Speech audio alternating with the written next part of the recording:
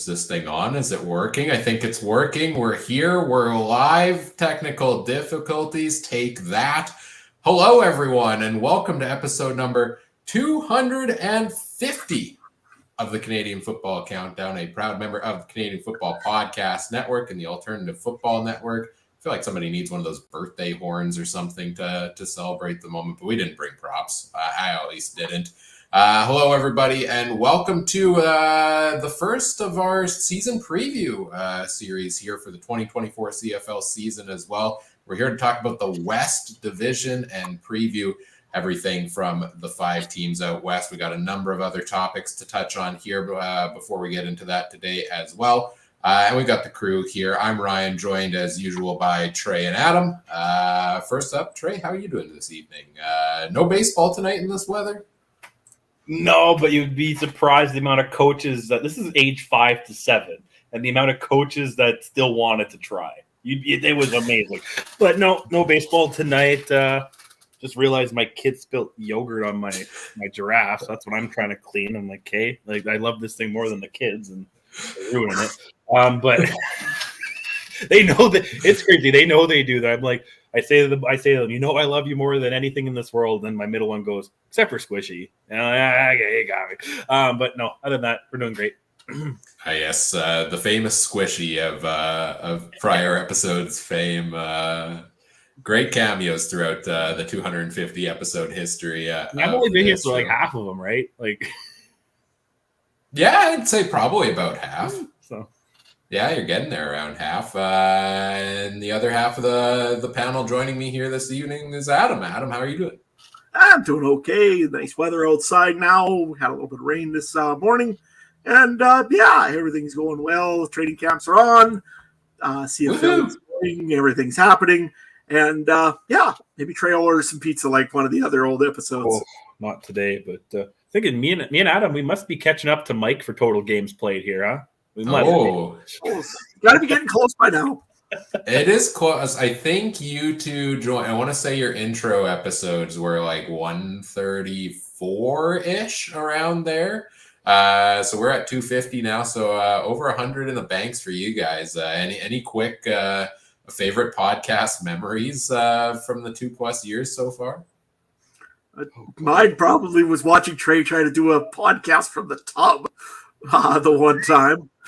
What?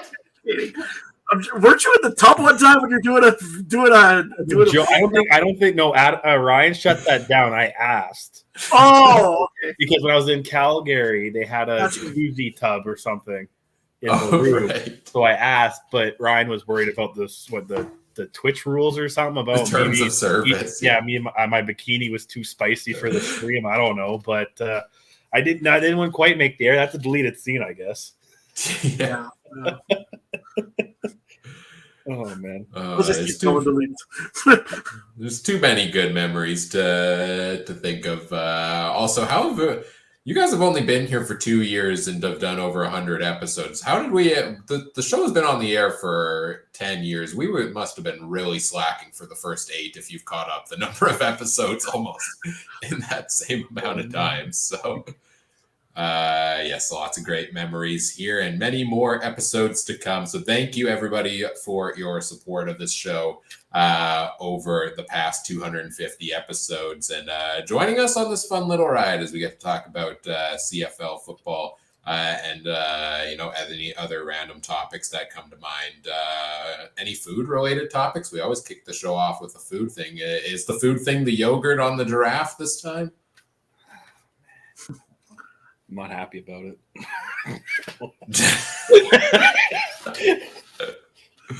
You know, the other day on one of these on the Facebook page that I seen, somebody had a recipe for roasted raccoon. I was like, what? That sounds like something down in Louisiana stuff down where they eat frogs and squirrels and stuff. You know, that's. Louisiana, Steinbach, whatever you need. That's the Louisiana Manitoba, man. It's south of Winnipeg. Which is kind of funny because they have that weird mix of French and Mennonite language, which is probably close to what they speak in Cajun. So it's Shout out to all our listeners in Steinbach and Louisiana. Oh, we just lost all three of them. It's okay. Steinbach, Louisiana, and all of Manitoba. Oh, probably. man. Yeah. Well, Adam throws out Steinbach. Okay. Here's to the next 250. All right.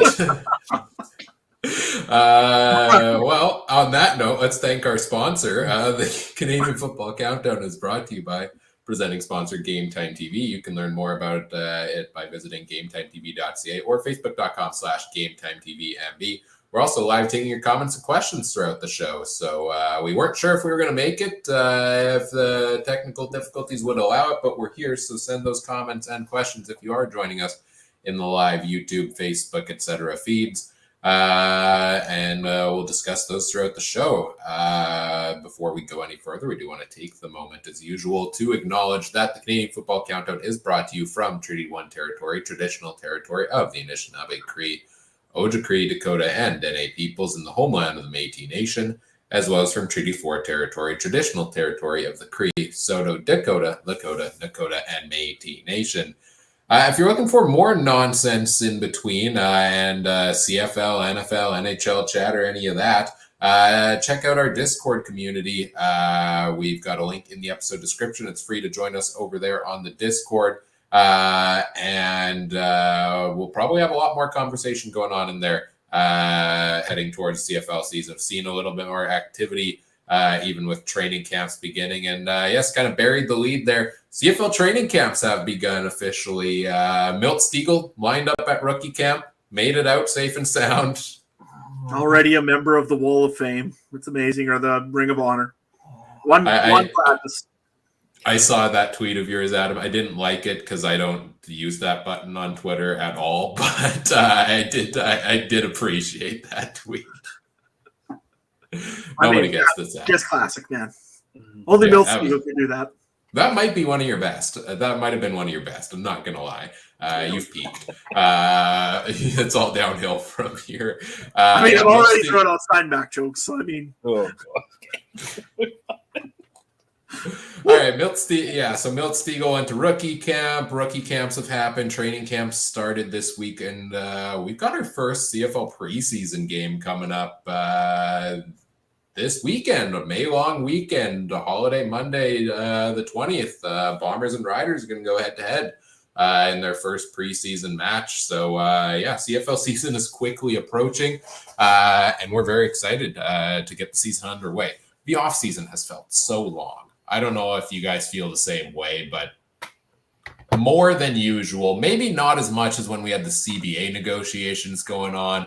With all the legal drama going on over the past couple of months, it has felt like forever. Yeah. No, it has. And it's dragged out a little bit. Finally, it's starting to get a little bit better. And like I said, because it's an early season or two this year, it feels like weird that you're going to hear. I'm going to be listening to a CFL game while I'm seeding this year instead of listening to a CFL game usually when I'm combining or doing something else. So it'll be a little bit strange, but I'm game for it. Be nice to see how they're all doing. It sounds like Brandon just said in the chat, Shea Patterson's doing great at training camp. Could be the backup behind Trevor Harris.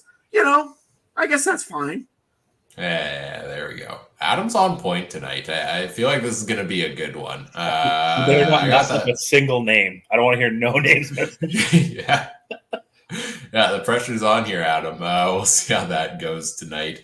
We're going to go through each of the teams and preview them a little later on in the show, but we do have a number of topics we want to get to first. Of course, we've been joking a lot to start the show this week, but there was some sad news in the sports world that did come out earlier today that we do want to touch on here briefly. Sports Center legend Darren Dutchyshen, I believe from Saskatchewan, correct? Porcupine played Saskatchewan. Yeah, unfortunately passing away in his battle with cancer earlier today. It's sad. It's a sad moment. I don't know about you guys, but he was the staple of watching Sports Center. I used to, growing up, I'd watch Sports Center every single morning before school. And and Dutchy was a big part of that, real mainstay there. Great and seemingly a great guy. I mean, I've never met him myself, but seemed like a real great guy. So sad moments. Any thoughts? Any memories of Dutchy on SportsCenter? Well, I remember that one where they did Rodsky and Dutch. That was just classic when they made that. But that was for Sports Desk back in the day when TSN, was a little bit older yet. They made this one little thing for Starsky and Hutch. They made a little bit of a cameo. That was hilarious. But Dutchy was always just one of those guys that is proud of being from Saskatchewan. Didn't matter what happened. He was a Sasky boy, as he called himself quite proudly. He was always on CFL. He would make no excuses. He was a Rider fan. He'd go to the Grey Cup when the Riders were there. He was so proud that time. I remember when the 101st Grey Cup was going on and the Riders won the Grey Cup against Hamilton. I remember looking over in the sidelines and him pumping his fist like there's no tomorrow and telling Hamilton fans where they can go. I mean, he didn't care. He was one of those guys that he would tell you anything he was thinking. He didn't have a filter. He didn't need one because he was a funny guy. He did what he had to do. And again, it's just proof that a guy that's from a town of I think Porcupine Plain is 200 people. Porcupine Plain used to play our team in hockey. It's just one of those little places from nowhere that a guy comes in and becomes the national sports guy, essentially. No, condolences to his family, and it's too soon. I mean, 57 years old is way too soon to go. Good guy. He did what he had to do, and he's going to be missed. That's for sure. No, yeah, I agree. It's hard to have a memory because to me it was just all great. Every time, like Ryan, I grew up with that. If it wasn't Jay and Dan, it seemed to be him, right? And if you didn't want to deal with the Jay and Dan nonsense, he was just almost as exciting, but on his own in a kind of a slightly less way. But yeah, it was great. I can't even be mad. Stiegel got to be a Bomber fan when the Bombers finally made it. Dutchy deserved that just as much every time. He was one guy that when you showed his Rider colors, he couldn't get mad at it. He just did it because he did it respectfully, too. He's just a Saskatchewan guy. You bleed green out there. No matter if you live in Toronto now and are on TSN, you still bleed your colors, right? So no, he was the best. And it sucks because I haven't watched lately, but he's not been on even for a while too, because I think he's been battling something for a while. So I think I've stopped watching the show when him and Dan kind of stopped being on it, right? So that's too bad. Yeah, I think he briefly made a comeback to the show at some point in the last year, but unfortunately, his battle ended the way it did here earlier today, or in the last couple of days, whenever it officially happened. But yeah, and if you get a chance, there's actually on TSN right now. There's a really nice tribute out to Darren Dutchyshen with all of his kind of highlights, and Rod Smith narrates it, and actually it's a really nicely done job. So if you do get a chance, go and take a look at it. It's well worth the watch. I will say non-TSN SportsCenter memory as well. I mean, for a guy from Saskatchewan, it's got to be a dream that he made a cameo appearance in Corner Gas. Who can forget the episode where he interviews Brent about his hockey performance? Great show. It was those kind of things. It just Dutchy would have been in his glory to see those things. So I guarantee he enjoyed himself and all of that. And yeah, he was a old strong Sasky boy is what he was, and ended up becoming the head of the SportsCenter desk. I remember too when they did that Crafts Hockeyville. I don't know if they still do that, or do they? Yeah, I feel like he went there a lot, and anytime he was always a big part of it. Yeah, we had the live crowd was almost better. You know what I mean? He needed the crowd to really. I mean, he was perfect without it, but the crowd too. He knew how to play to it. One of your. There's few TSN people where you're like they're stuck in your head, and he's definitely up there. So Yeah, absolutely. It's like we all said, condolences to family, friends, all his colleagues, and everything, and definitely live on in everybody's memories. All right. There's really no, I feel like normally I'm pretty good at transitions between topics. There's no easy way to transition between news like that into another one. So we'll just get into the other one. Could you imagine being a news anchor? You're like, the little dog found his home, but later there was a mass shooting. You know what I mean? Like, how do they do that? Yeah. I could throw the word Steinbeck if it helps to try and transfer something. Steinbeck, you don't want to hear about them in the news. All right. No. Another guy you might be tired of hearing about in the news. There we go. There's the transition. The Chad Kelly saga goes on. Of course, last episode we talked about how Chad Kelly had been suspended for at minimum 9 games by the CFL for his conduct and his sexual harassment case that was ongoing there. And it was a 9-game suspension, but then all of a sudden Chad Kelly showed up at rookie camp to participate, which supposedly legally he's allowed to do in the CBA, and it's up to the team to decide whether a player can be involved in team activities or not. So he showed up to rookie camp, big storm all over social media, rightfully so.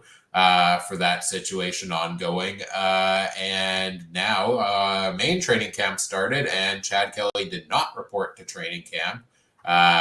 There was talk that this team had put him on the suspended list. Then there was talk from the team that no, they didn't actually put him on the suspended list. And just earlier today, I believe it was, Kelly himself tweeting out a long message saying that he has removed himself from training camp to not be a distraction and will stay away from the team and earn his reinstatement into the CFL as the legal stuff goes on. So lots of new developments in the ongoing saga. Any thoughts, Trey, on where we're at right now with the Kelly situation?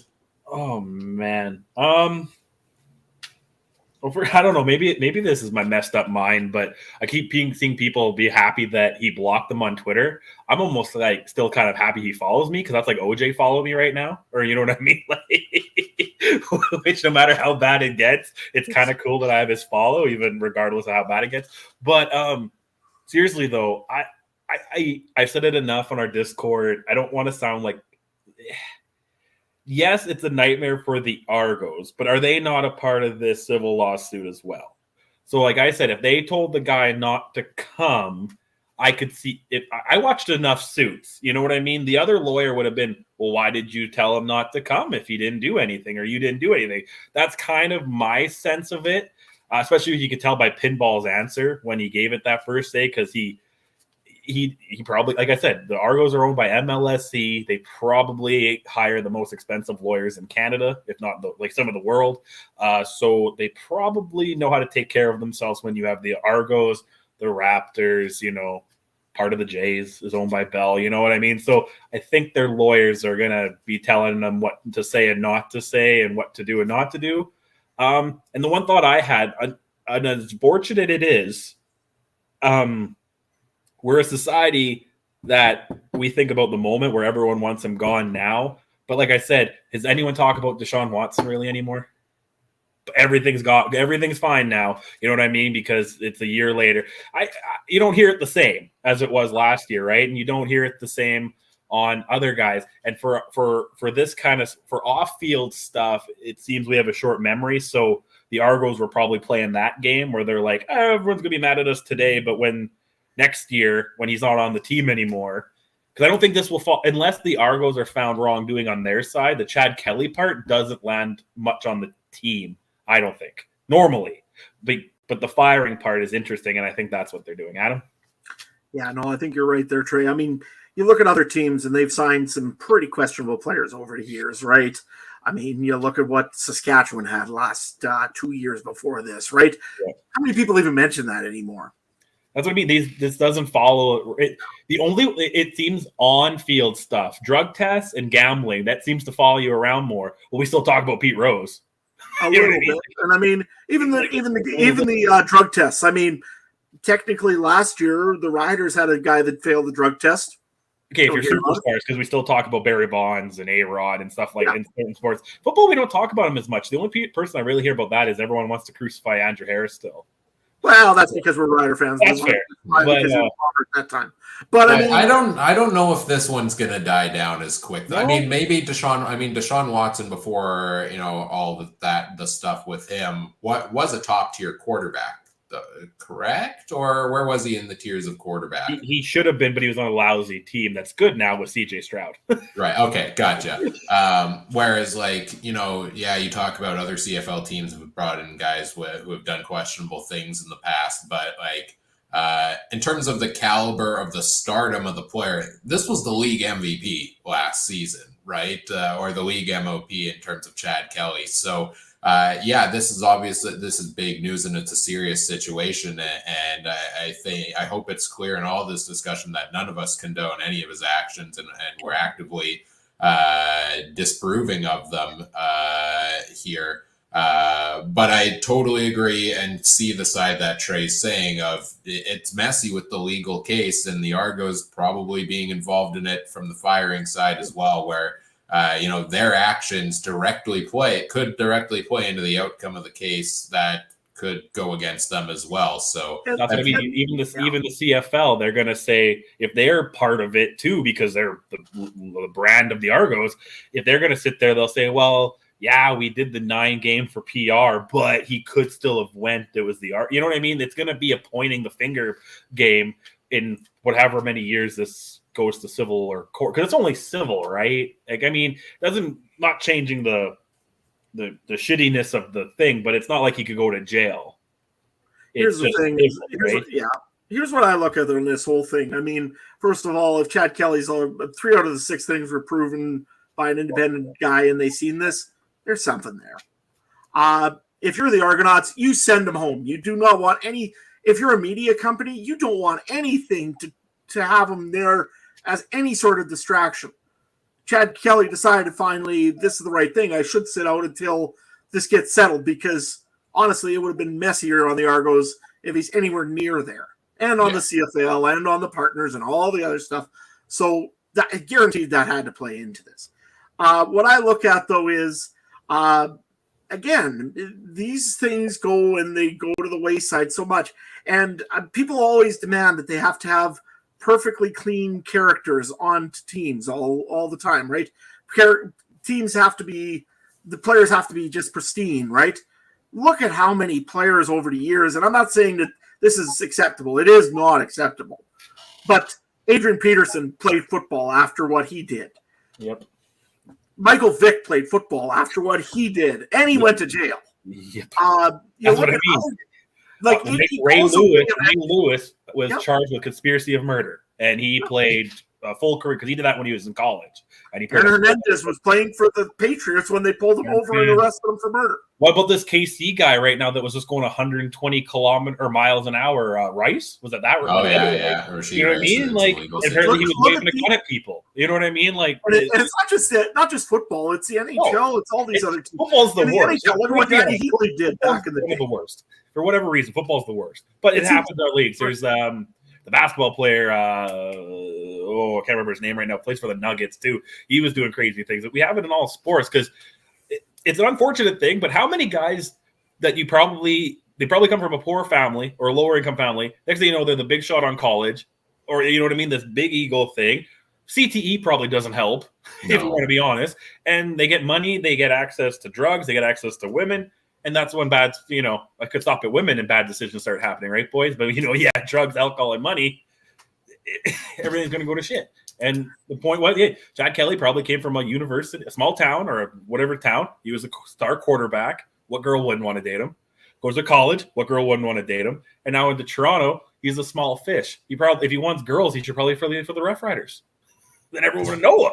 But in Toronto, no one's going to know anyone other than Austin Matthews, right? And Laddie.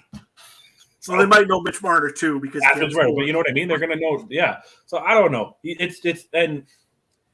I understand again, legally speaking, I understand the deny, because like I said, even if they're caught you on video, you still deny just in case half the jury's blind, because they'd be like, maybe that's not you. Yeah. And then you get off on it. Everyone gets off on a technicality, no contest technicality. But again, civil court's a little different, and the court of public opinion's different. But I understand the legal standpoint, you have to deny.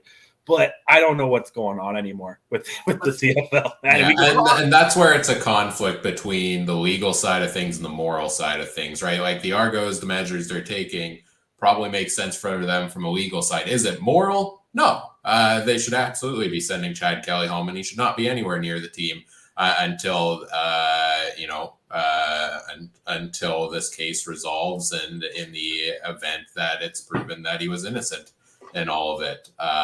But they're tangled in this legal mess right now. And we'll just keep, I guess, talking about it more as more info comes out on it. And this is going to be a storyline the entire season long. Every week with the Argos games, it's they're going to be dissect.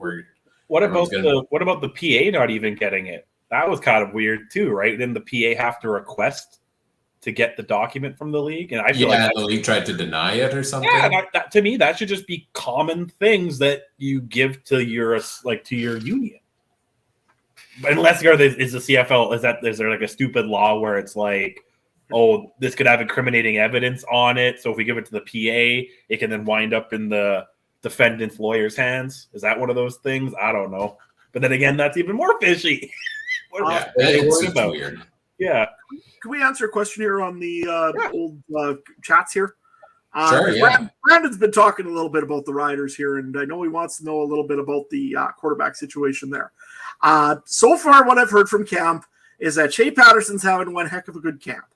I've heard that Jack Cohn has had a fairly good camp, and Mason Fine is having a Mason Fine kind of camp. I never heard nothing on Mason Fine. All-star. Yeah. Trevor Harris, I mean, he knows he's the number one. There's no competition. Trevor Harris is number one in Saskatchewan. Now, what Brandon put in the chat was, I'm going to say that Mason Fine doesn't do good. If he doesn't do good in preseason game, Riders could cut him or put him in the practice roster. Fair point. Somebody on that roster is getting cut. It's going to be one of the four: Fine, Pipkin, Cohn, or Patterson. Right now, if I have to guess from what I've heard from all the sources from training camp, Patterson's looking like number 2 right now. Pipkin is a running quarterback, is your short yardage quarterback. He's always been that. And Cohn sounds like he's a guy of the future, so he's a practice roster guy. So you could be very right there, Brandon, where you say that Mason Fine could get cut before or just after the preseason games. I could see it. I honestly could. So, and especially if he has one of the bigger contracts as a backup. So, and you know what? I'm not going to say I would be fine with that, but maybe I would be. All right, update the fine counter. Well, not a fine, but a suspension. Another one to talk about here. Remember when Shawn Lemon retired, guys? Mm-hmm. And then remember when Shawn Lemon got indefinitely suspended from the CFL like a week after retiring for supposedly gambling on his own games? Mm-hmm. And then remember when Shawn Lemon showed up at training camp with the Montreal Alouettes this week? Mm-hmm. Well, welcome to the CFL, where the suspensions are made up and the what do you call? The rest don't matter. The retirements don't matter. You planned that. You didn't mess up a name, but you planned that quote for so long pre-show, and you botched it. I know.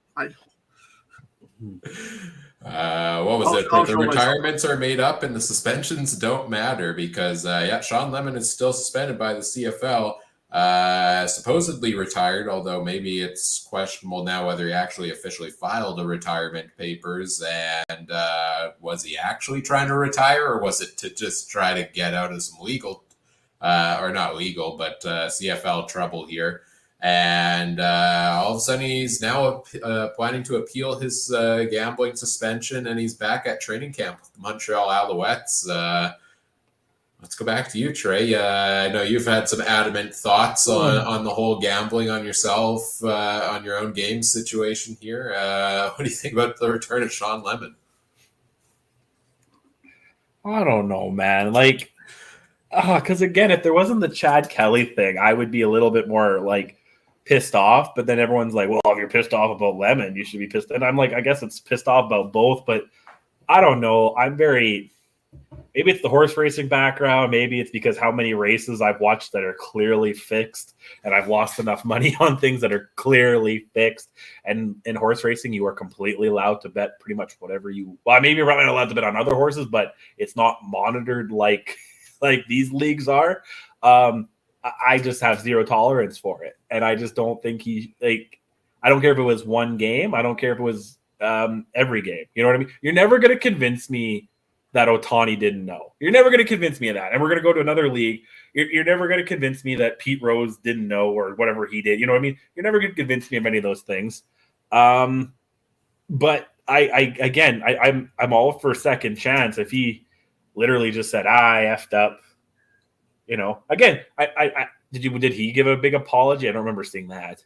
No, that's what I mean. So again, is he in legal trouble and he can't say anything? But then again, if he's in legal trouble, I don't think there's a law against it right now, to bet on yourself. It's just league mandated. So I don't know. I hate it. And again, the on-field stuff bugs me in a different way, because when it's the off-field stuff, it's kind of the artist versus the art, right? Kanye is stupid, but his music's kind of good. You know what I mean? Like it's the art versus the artist. So I kind of try to give sports that to some degree. So with Kelly, it's like, he's a good football player. He's just a shit person. Lemon, it's kind of on field a little more because you kind of start questioning some things. And like my big thing was, why did he bet that game? If he only did one, that's almost just as fishy as doing it every game. Because if you just said I'm doing every game, like I said, I can handle that if it's every game, or if I think they have to make it public knowledge if you bet on yourself. Because like I said, I want to know why Lemon did this game. And why did Lemon not do the week before? That's kind of things I'd start questioning. And that's the same thing I ask horse owners. Why are you betting on your horse this week, but you weren't really talking to me about him last week? There's little things like that you notice, but that's a barn of 50 people compared to, let's say, 5 million Canadians bet on CFL. Is that I sound like a very, I don't know, maybe less, but still, I would be kind of mad about it. If I bet on that game, I'd be furious either way, because I'm just like, you don't know, and which we did, because we probably, was this 2021? No, that would have been before we came into the cast. Yeah, so I might have bet on it, not on the show. All I look at it on this is, it's betting on yourself or betting against yourself or betting at any time when you're in the league that you're getting paid from is probably just stupid to me, in my opinion. And here's why. If all of a sudden you bet on yourself, oh, well, I need to win this game because I need to win this bet, maybe I might just go and see if I can take a chance with the old, performance enhancer and not get caught. Or maybe I go and I say something to one of the BC Lions stars to go and knock him off his game so that I can win this one. Or something else to modify or change the game a little bit. Not that, again, you might say something anyways, even if you weren't betting on the game, you might still say something and try to get a guy booted or do whatever you can. But you might have that extra motivation to do some of that stuff. And that's why I just hate that kind of thing. And players talk to players on all teams, right? It's a 9-team league. It's not like you got 32 teams and you don't talk to half the players or nothing. Everybody talks to everybody essentially in the league. So, and especially a guy like Shawn Lemon, who's a starter in the league, it really doesn't work to have a guy betting anytime when you're in this kind of a league because it's too small. This is for fans to do, make sure that they can enjoy this. They got to make sure that the game and the integrity of the game is secure. I can see why this is a lifetime suspension to get the point across that, hey, we're not taking any of this lightly. And that, to me, I think is pretty good. To me, the CFL handled this real well. If this is Shawn Lemon going and saying, I'm trying to protect my integrity of my career, okay, I guess you can maybe appeal it, but you don't have to be on the field to prove that. You can just appeal it. I don't know. It's real sketchy looking. I almost feel like it's going to sound stupid at first, but I bet long term the CFL could lose more revenue dollars on the Lemon thing than the Kelly. Because like I said, maybe right now sponsorship might be get Kelly out of there. But in a couple of years, if Lemon and another guy, that's when the federal government might start looking into it. That's what happened in the UFC. Fighters could bet on themselves. Trainers could bet on themselves. And people started thinking that same too, because you could do prop bets in that where knockout in the second, submit with this in the third, right?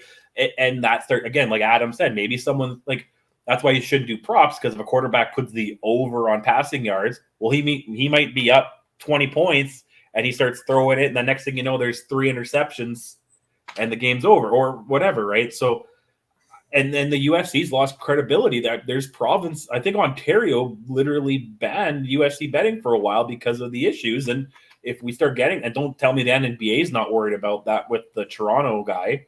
That's why 2 guys from MLSE are in trouble right now. That's a shocker. But you know what I mean? And again, maybe today there might be sponsorship that says get Kelly out of there. But like I said, when Kelly's gone, the sponsors will be fine. But when there's betting, that will always linger, because we still talk about the NBA refs that bet on games they officiated. We still talk about Pete Rose. We still talk about the Chicago Black Sox. The only team actually known of point shaving in sports history. You know what I mean? Like, we know about these things, and we have in horse racing. Like, don't tell me, like, we talk about Bob Baffert, the known cheater. He's talked about every goddamn day on my Twitter right now. Like, the cheaters and those with the gambling get so you can't do it. And that's why the NFL really doesn't like this whole script thing, or that they're considered like a script, because everybody's sitting there and saying, like, their better partners are all sitting there and saying, if this looks like it's scripted, well, this isn't good for betting. Well, the NFL likes it, though. Did you see the commercial they put out this year? They're trying to make it lighthearted of it, but in the back end, I'm sure they're nervous about that. Yeah, maybe a little bit. Also, WWE was trying to get a license to put gambling because apparently nobody's supposed to know who wins, even though it's scripted, right? And especially when the WWE and the UFC merged, they started doing that, and I'm like, because it's entertainment. But the NFL's linked as entertainment too, right? So it starts, the betting just, like I said, I've seen too many drivers pull up on their horse, man. I've seen too much of it, and it killed my sport. I don't want it to kill. These leagues got into bed so quick with the betting. And I understand the people's points. Where I see this once in a while where it's like, oh, every other commercial's gambling. It's on their jerseys. It's this and that. And gambling can be an addiction, no different than smoking and alcohol. I get that. Trust me, I get that. I got to put limits on my betting accounts, man.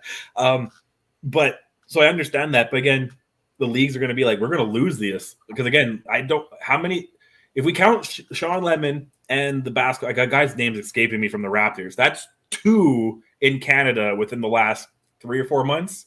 Shane Pinto from the Ottawa Senators as well. Right. That's what I mean. That's 3 in Canada within, a year? You know what I mean? Like, that. Those are going to start adding up, and the government's here for something, aren't they? To regulate things like this. And if you're itching to bet, like if you're a CFL player itching to bet on sports, there are 100 different leagues out there that you can play. You go bet on Finnish hockey or something, or Swedish hockey. I will take Shawn Lemon to the track with me, man. We'll have a blast. Yeah. Oh, I want that as a bonus episode of the podcast. There we go. Do you think there's any? Is this the track at Steinbach trade?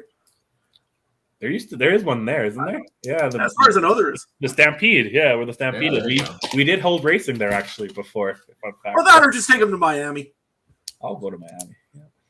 Do you think there's any chance that Lemon's back at training camp because he placed a futures bet on the Alouettes to win the Grey Cup again this year and saw the competition at rookie camp and realized he needed to step in and go take care of it himself? I kid.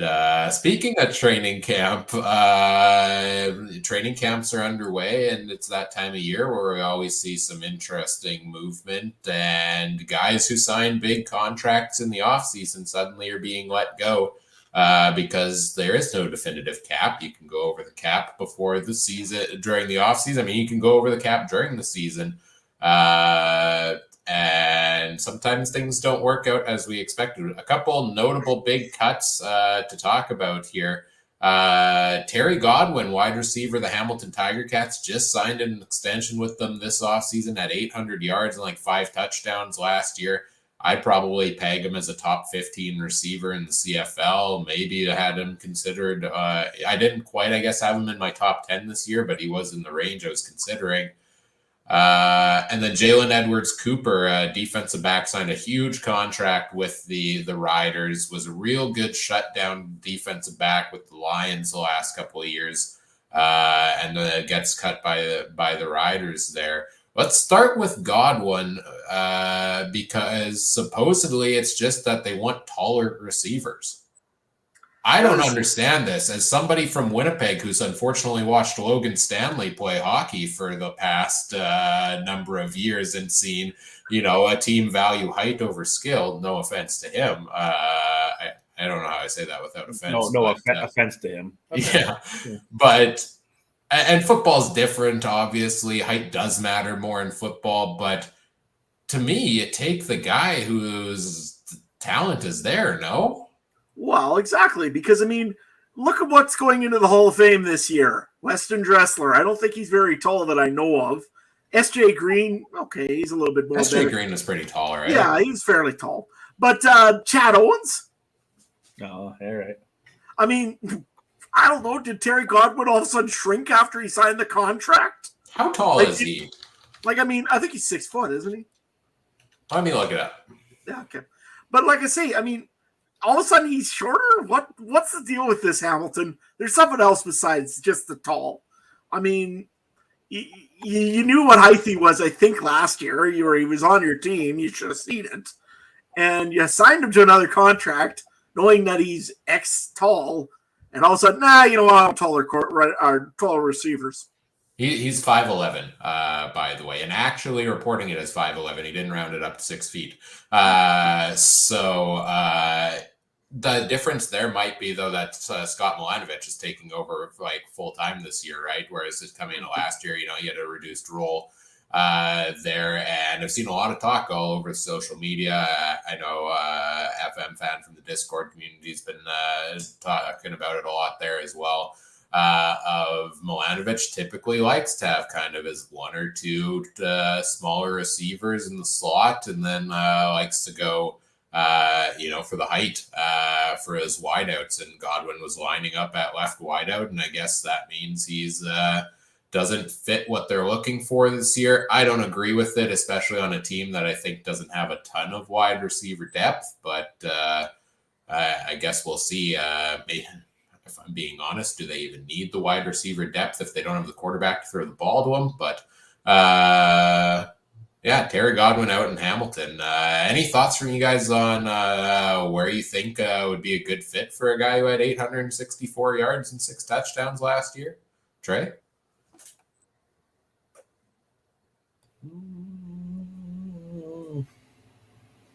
Does Ottawa need someone else, maybe? Not Winnipeg, no. Screw the cap, right, at this point, so maybe Winnipeg. But no, I think I like Ottawa, Montreal. They can't hurt from it too, right? I'm torn. I get both ways. I get both sides where you want.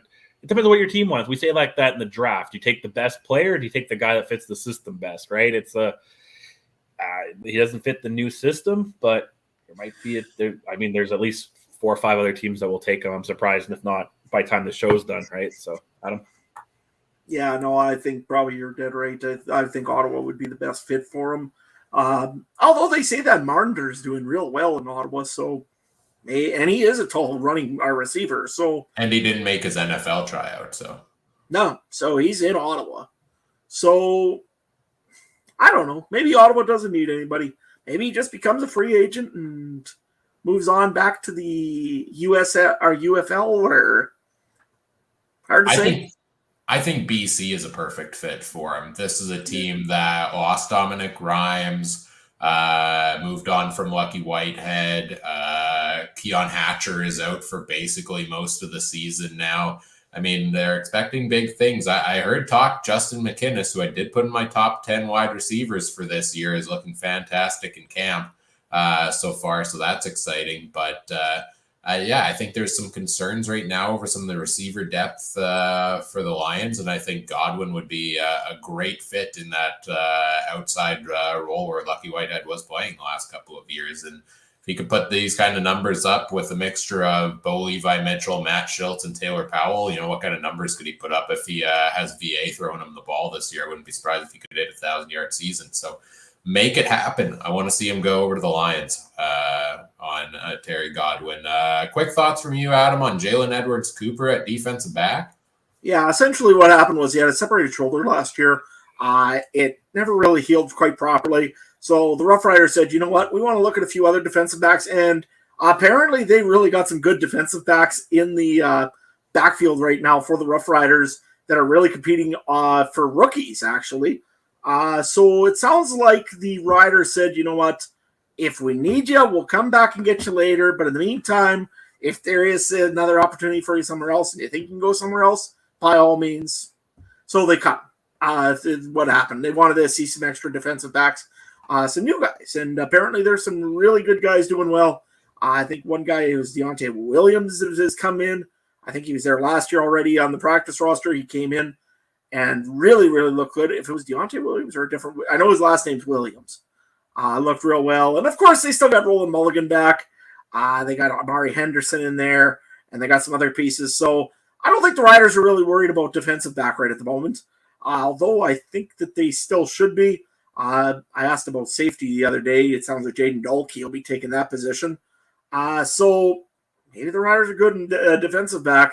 I just kind of was a little bit shocked when Edwards-Cooper was cut right away in the first day, and actually before even really training camp started. So, but injury issue, that's why they cut.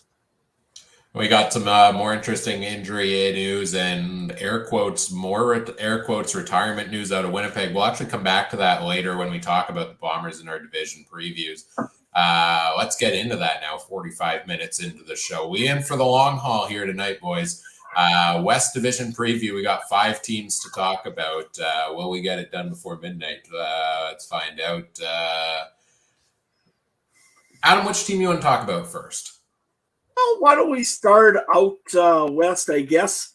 Talk about the BC Lions and what we've been hearing out there. It seems like, they got some good battles in running in wide receiver positions. And I heard not much else on the Lions, really, other than that they're in Kelowna.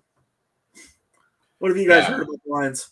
Well, BC, first of all, last year, second in the West Division, 12-6 record. They lose to the Bombers in the West Final after narrowly getting past Calgary, if I remember. I feel like Calgary came out and surprised them a little bit, actually, in that West semifinal. I could be misremembering. Yeah, Bo was on there. That was Hamilton. But someone was looking like it was going to be a close game, yeah. Yeah, I think Mayer came out through a couple dimes there in that one. But BC gets past them. They fall to Winnipeg yet again in that West Final for at least the second year in a row. I guess the biggest storyline is, can BC get over that hump this year, right? Because we keep putting them right there every single year the last couple of years. And, it was Nathan Rourke, and then Rourke goes off to the NFL, and then it's what are we going to expect from VA? And VA has that huge season last year. What are your guys' kind of expectations for him coming into this year, Trey? I think it's a big year for him. He's north of 30 now, and that's kind of when I'm not saying quarterbacks die in their early 30s, but that's when you could start seeing, it's either progression or Tom Brady. You kind of get one or the other, right? You're kind of seeing where you're going. I think big year for him.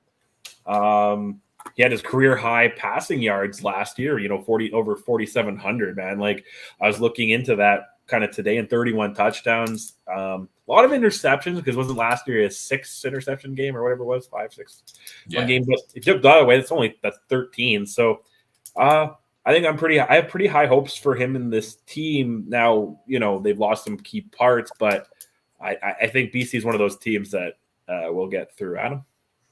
Yeah, I think BC right now with Vernon Adams especially, I think there's lots of pressure on BC, obviously. It's Grey Cup or bust for them. They're in a Grey Cup year. They host the Grey Cup this year. It's all in for BC, you would think. So you're right, Ryan, when you were saying earlier about Terry Godwin possibly going there. If they need a receiver, they'll get one this year. They're not going to hesitate to try to make sure that Vernon Adams has all the pieces that he needs. I really want to see more of Vernon Adams, the arm, versus Vernon Adams, the leg. Earlier in his career, he was all about kind of beating guys with his legs, making some plays happen on the fly. I'd like to see him sit in the pocket more and actually make more throws. And he did good with that last year.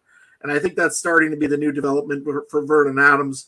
Their defense is going to be a little bit different this year, though, and that's going to be interesting. And we'll talk a little bit about that later on. But, yeah, I think VA, if he's got the pieces to make the passes, his offensive line looks good in front of him. You still have a little bit of questions. You're right, though, Ryan, about the receiving core. Yeah, and if VA struggles, it's a good thing they've got 2024 CFL All-Star Jake Dolegala behind him. Call back to last week's episode where he's got bonuses for that in his contract. Yeah, I'm excited to see what VA can do. I have him listed as my number one quarterback for this season. I think he's going to rock it once again. I'm just so happy to see him being in an opportunity where he gets a chance to do so, because his career for so long was, okay, now you're going to get a shot. Just kidding. We're going to bring somebody else in to start instead of you. It would pain me actually so much as I want to see Nathan Rourke return to the CFL, if he returned, went back to BC, and VA just got discarded to the wayside after what he has done the past couple of years. But, we talked about some of those missing pieces at receiver, but he's got some gems there on that offense. Like Alexander Hollins, I think, is going to have a massive year this year. He finished with a really strong season last year. Justin McInnes, even Javon Catoy, big years potentially from them. Running backs, interesting to me what split we're going to see between Taquan Mizell and William Stanback. This was a team that coming into last year was a big question mark at running back. We had no idea what they were going to do, because they went off the board and tried somebody we'd never heard of in the CFL before. Mizell didn't do too bad. He had a solid season. I want to say something like 700 yards last year, but now they bring in Stanback. How much juice does he have left in the tank, so to say, there, and play into that? I feel like when on our free agency show, I was initially a little bit down on the Lions at that point in time, based off of kind of some of the pieces they were losing. I mean, losing Matthew Betts on that defensive line is massive loss to have him go off to the NFL.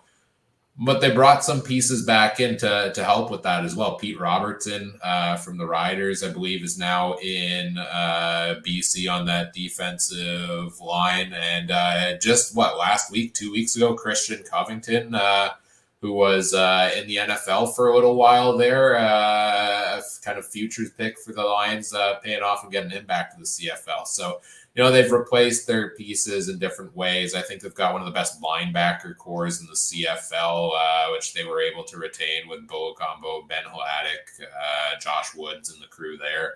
I think this is still a pretty good Lions team overall. Yeah, when I was mentioning there both the defensive line on our Discord page the other day, I went and I said once they got Christian Covington in there, and he's a veteran NFL player. He's played for a few teams in the NFL. I said, once they got him in there, I said, who needs defensive backs when you're going to smoke the quarterback every time? And I think that they will get a lot of sacks this year in BC. If Nathan Cherry's healthy as well, I think he's still in that mix with the Lions. That's going to be a very dangerous defense, and I think they're going to make some noise. They're young. They're pretty they still got lots of experience in there. And, I can't see why the defense would ever give them an issue in BC. And I think this year they're going to probably give that team that they've always had a little bit of a challenge with, the old Winnipeg Blue Bombers, probably a little bit of a run for the money, especially with them, getting another year older. So interesting to see what happens. But I think I like the defense in BC for sure. I was just looking at their defensive backfield here too. Like, this looks pretty deadly. I know TJ Lee. I feel like TJ Lee's injured for a while as well. I thought I had read that. I feel like that's a constant mystery on this podcast, where I think he's out for a long time, but you guys seem to question it, and then we have to look it up. But I'm pretty sure he is. But you've got Gary Peters, Marcus Sales. They brought in Deontay Evans into that crew as well. Probably missing some other good names. Emmanuel Rugamba was had a pretty good year with 58 tackles last year.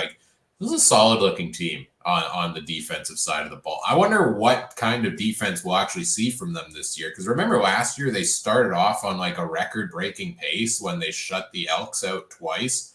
early on in the season, and then as the season went along, they couldn't get any pressure on the quarterback, any sacks, anything for a little while, and then Betts did what he did. But I don't know. Seems like a pretty solid BC Lions team here to me. Any other thoughts on the Lions here from you, Trey? And if not, and then also, what are we looking at for the win totals? Well, yeah, I was having a tough time on the Google machine finding any official ones, so we dug into the Trey Sportsbook, brought to you by the TCU. We want to experience everything Trey. That's the TCU, the only place you can do it. So I use my algorithms to come up with my own over-unders for all 9 teams, but we'll just do the 5 West today. BC, I got them at 11.5. That's what my crystal balls, that's the magic number. It was given 11.5 wins. Over-under, Ryan. I think I gotta go. The West Division is going to be tough. I think I'm going to go over. What they have last year?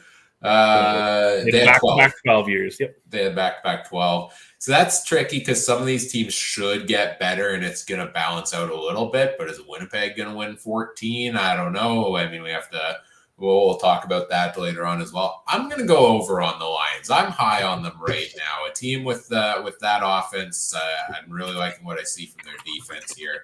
I think I'm going to go over here for the Lions. I'll keep track of this, and maybe if I remember, we'll talk about it in October. Sounds good. Adam, what do you got, buddy? Yeah, I know. I'm also just like Ryan. I'm pretty high on, especially that defense on BC's. You were wondering about TJ Lee. Yes, he is on the 6-game injured list right now. So Ryan is correct. Even with, though, I think they got enough depth and everything to help him out. BA still got a lot of targets and a lot of things to look at. And if Justin McInnes is having the camp that they say he's having, yeah, give me 12. Give me at least 12. So I'll go on the over. How about you, Trey? I think they're going to be a good team. I just think the West is going to be the West, and a good team might only be 11-7 or 10-8 kind of thing. So I'm actually going to go under for the BC line, but they're still going to be good. They're still going to potentially host a playoff game. I think that's kind of the year the West is going to be when you play a lot of games against your division. It's going to be that way. I didn't do my usual dissection of the schedule that I do every year, but just pulling it up quickly here. Looks like the Lions start against the Argos there in week 1. Then they host the Stamps, visit the Bombers, host the Elks, visit the Ticats, and then host the Riders. So a little bit of back and forth, seemingly. Home game, away game to start the season. And you have to think, you play each team twice, I guess, in the new schedule. Not bad to get the first meeting with the Argos out of the way while they're still trying to iron things out with whoever's going to be at quarterback there for them for BC to start the season. Let's continue moving out eastward. I don't know which team is the next most Western team. We're going to go in the order I have my tabs here from this point forward, though. Let's move on to Edmonton and talk about the Elks, because I think the story we talk about with the Elks is a lot different than the story coming into the year for the BC Lions. Edmonton last year, so much hope coming into this year and into the year. I'm glad we don't have the clips to play back all of my bold predictions for Edmonton that fell flat last season as they started the year 0-8. Bench Taylor Cornelius, demoted Steve McAdoo, and Trey Ford comes in the second half of the season and claws them to a 4-10 record, 4-14 record, bottom in the West Division last season. It has to be better this year for Edmonton, guys, right? It has to. Adam? They got hope over there. I mean, everybody's really thinking they're going to be doing something. I heard the other day Gurley Gittins Jr. saying this is the best wide receiver crew in the whole league. And I'm like, that's bold. I think they got a very good wide receiver core, by the way, when you got Dylan Mitchell and you've got Eugene Lewis and you've got a couple others in there. I think that is a very good wide receiving core. My concern with the Argonauts, they do have a guy that can throw them the ball finally. Kyle Bethel-Thompson can throw the ball. He's been known to throw the ball. He's good. They've got a good running back. They've got a good wide receiving core. Do they have the offensive line, though, to still hold up? I don't think so. My opinion is if they're going to flounder somewhere, Edmonton, this year, it's going to be in that offensive line. I don't think they've done much to improve it. And also, they've lost a little bit on the defensive line. Jake Seresna is not there anymore, and he was big for them the year before. So, I don't know. I think Edmonton's going to be better than they have been, that's for sure. But I'm still nervous about that offensive line. Trey? No, I'm the exact same way. I think I just had it typed out here with back-to-back 4-win seasons I have here. I think they're going to be better than that. But again, like I said, the West, I think, is going to be the West because, we'll talk about it more, but BC, Winnipeg, Saskatchewan, I think are going to be a three-horse race, barring injuries or something crazy happening. And Edmonton might be that team sniffing the crossover at best, I think, but I think they'll be better than a 4-win team. I think Bethel-Thompson, it's not like, it's hard to wrap my head around. I keep thinking he was gone for a year, that he didn't do anything, but he still played football. I keep kind of forgetting that. So it's not like he took a whole year off and did nothing. He probably played a condensed schedule, right? They only played 10 games in that league.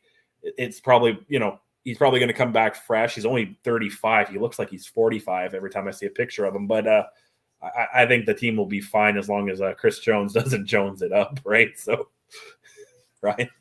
I wanted to bring that up too. Do you think Chris Jones is really under hot seat right now? He's got to be at this point, right? How many years does he have left in it? Did we ever fully figure out whether his contract was 4 years or 4 single-year contracts? And where are we at on how many years it's been here for Chris Jones? 2, 3? This is year 3, I believe, of the 4 years. So he's got to be on the hot seat soon, right? If this doesn't work out here, especially after, they got the hope from Trey Ford at the end of last season. He was exciting to watch. And if now they bring in Bethel-Thompson, who I feel like for a diehard fan is an exciting name. I don't know if for a casual fan, MBT is really that exciting of a name to bring in at quarterback for them, right? He's kind of been that underrated player for a lot of his career. Great player. But there was so much excitement at the end of last season. If they fall flat again, fans are getting frustrated. Fans have been selling their tickets and canceling their season tickets.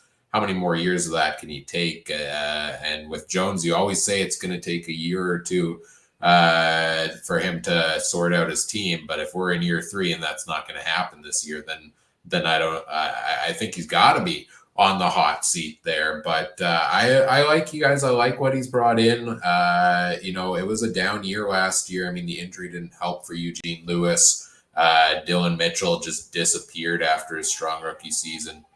I can see a little bit of an argument for putting them as a top tier wide receiver core in the CFL for the Elks. And I like MBT at quarterback, big fan of his. I love Kevin Brown at running back, but yeah, they did not do very much with the offensive line.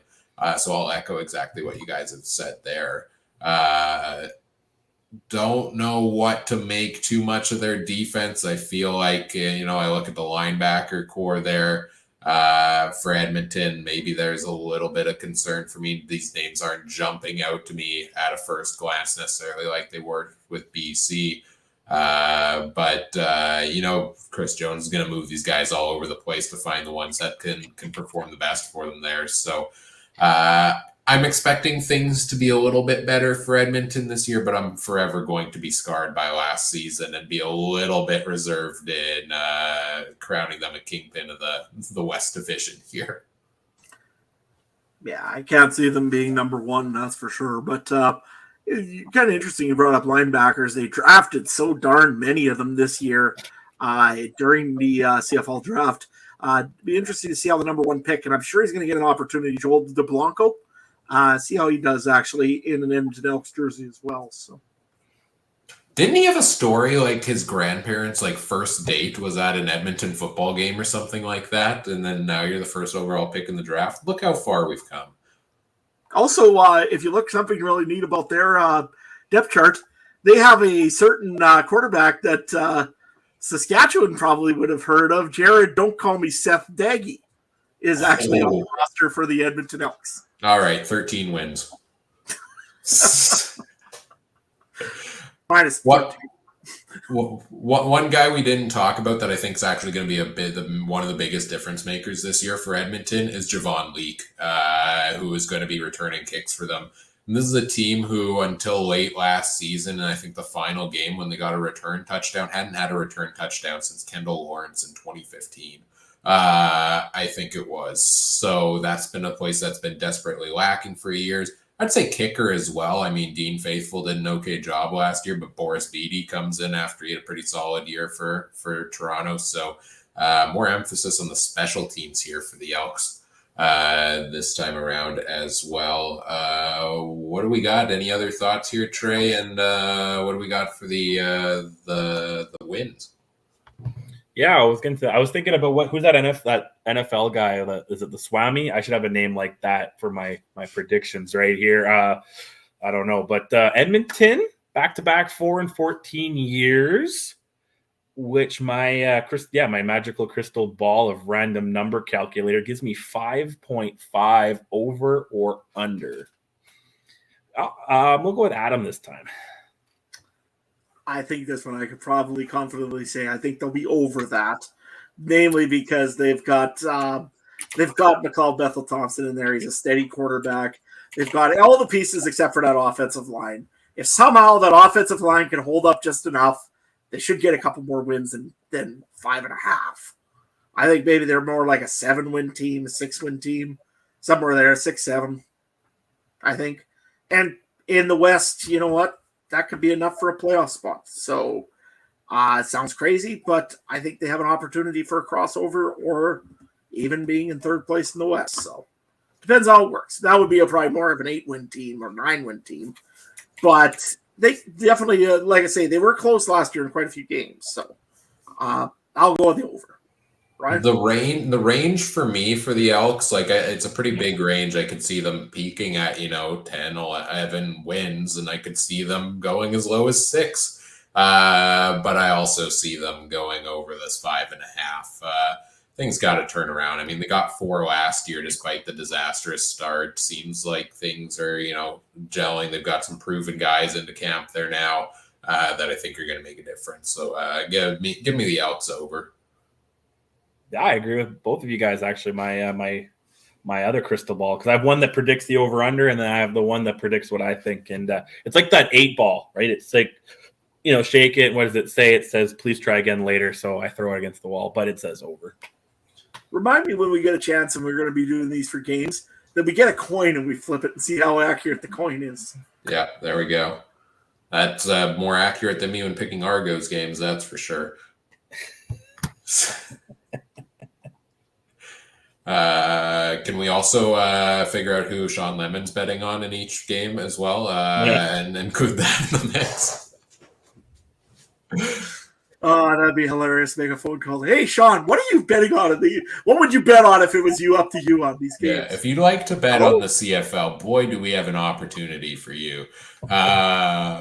Elks scheduled to start the season, by the way, hosting the Riders, and then hosting Montreal the week after, then a 2-game road trip to Toronto and BC, followed by a home-and-home with Ottawa. So a bit of variation in the start of the season here for the Elks. How long do you guys think it takes to get the first home win of the year for Edmonton? We'll play that game again this year. Do we know, are they doing that ticket sale where you get free tickets until they win at home, or is that done this time around?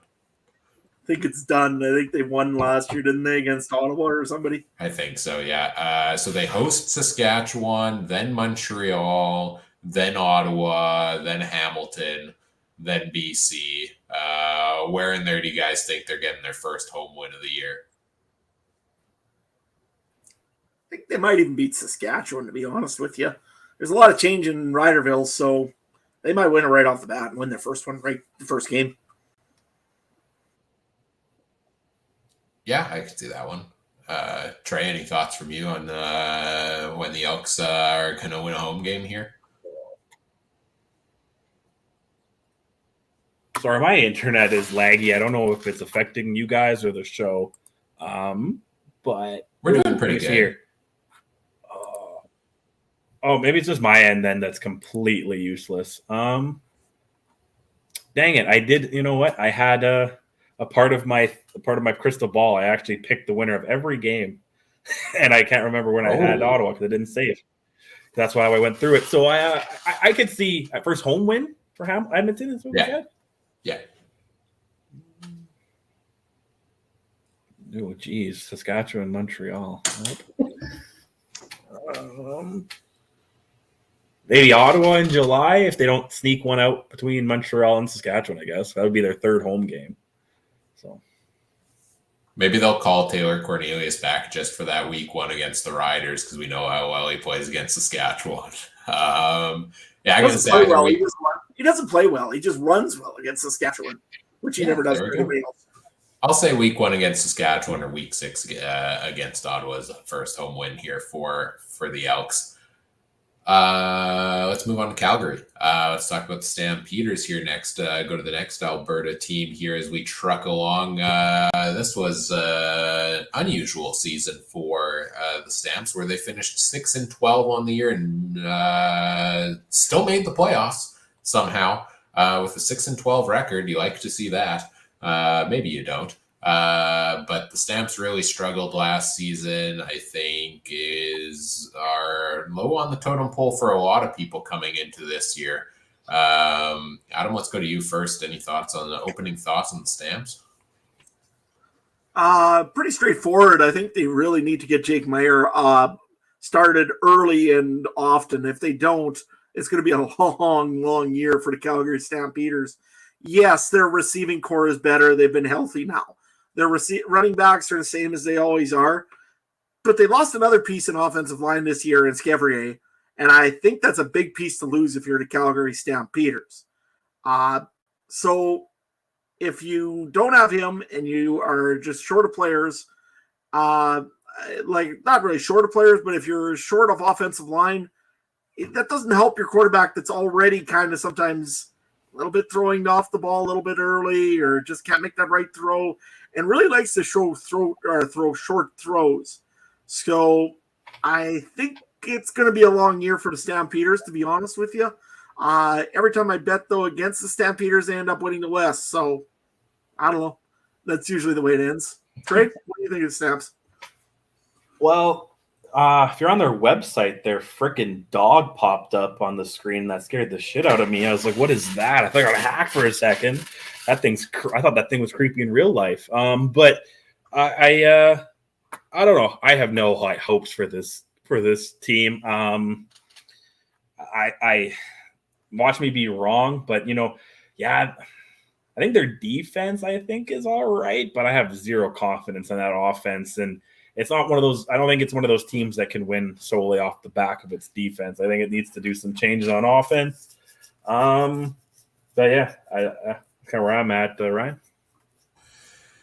Yeah, one of the big problems Calgary had last season was they had so many injuries. Also, this dog popped up over top of the roster that I'm trying to scroll through here for the Stamps. I believe that's their mascot, I assume. Ask Ralph. Yep, it's Ask Ralph. Yeah, or somebody's random dog. Imagine just putting that in there. They had so many injuries last year, too. So I wonder how much of that affects things and if we do actually see a bit of a bounce back from Calgary. One of the biggest offseason additions for this team, or a couple of them really, are going to be the health factor of Malik Henry and Jalen Philpott hopefully being back this year for them at wide receiver. So, you look at this team and you've got Reggie Begelton, Malik Henry at receiver, Mark and Michelle, Jalen Philpott, all these young guys. Trey Odoms-Dukes had a good year last year. It's a pretty darn good receiver core, but can Jake Maier get them the ball? And can they get them in the ball, effectively to move the ball downfield? That was their biggest issue last year, is he was throwing 6-yard passes nonstop. So Reggie Begelton would have, 12 catches a game, but 70 yards off of those 12 catches, it seemed sometimes, where they really weren't able to get much going there. So I I think it's going to be a little better, but there are some question marks around Mayer, and that's why they brought Matt Schultz in. And I think Matt Schultz is going to be an interesting competition in camp. I've long time been a believer in his and wanting to see him get more of a shot. So I would kind of advocate for that. But Mayer looked good a couple of years ago when he first started out. So that's the most interesting battle for me would be between those two at the quarterback position for this team, probably more than any. I think there's a QB controversy going on in training camp. Yeah, I think that you're right. There probably would be a 1A and 1B in the training camp in this one. The other spot that I really want to look at in Calgary is their defensive back. Jonathan Moxey is not coming back this year for the Stampeders. And they were already a team that let in probably one of the worst for long balls against, essentially. And I don't know if they've really improved that much. They did get Demario Houston out of Winnipeg, which will help him for interceptions. But if he doesn't get an interception, he could also get burned, and this could still be a bit of a year, a little bit of a trouble now for the Stampeders, I think, in defensive back. Thoughts anywhere on there? I was more concerned a little bit with the defensive line, to be honest, because I feel like they lost some of their main guys on the D line last year. Isaac Adeyemi Berglund had 5 sacks. Derek Wigan had 4. They both went over to the Montreal Alouettes.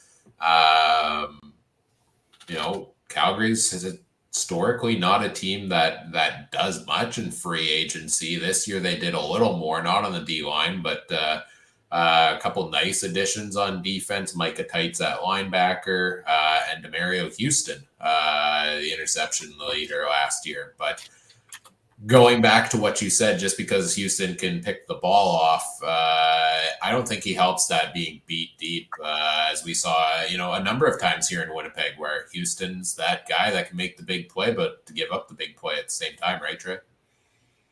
Yep. Yep. We don't have enough time for this show for this, right? We're trying to bring up the whiteboard again. It's right here. I just got my other work on it right now, so I have to erase it first.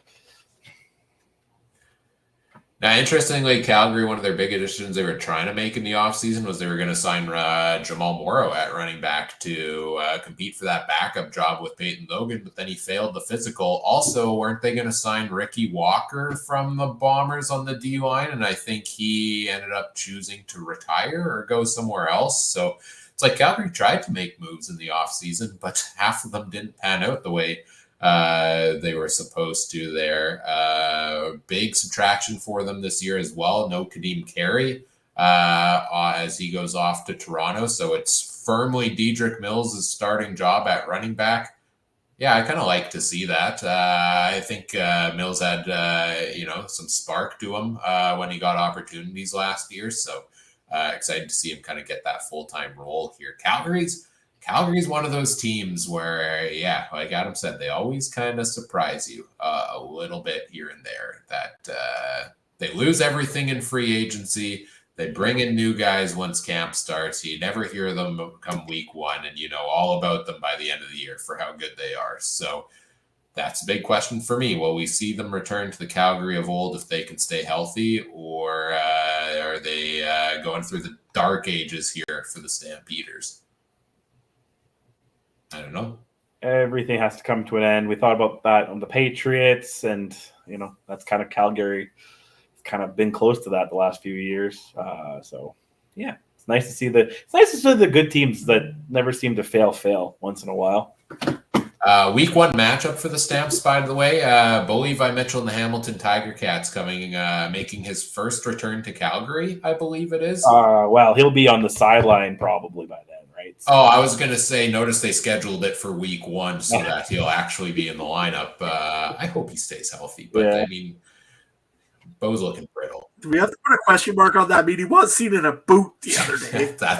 Apparently he's out of it. I think FM fans probably got pictures of it to prove to us. So that's true. He is out of the boot, but the Ticats coming to town. Then Calgary goes to BC. Then they host Winnipeg, but they've got a bye in week 3, so an early season bye here for the Stamps. What what do we got for what does the Trey prediction mechanism here pull out for us?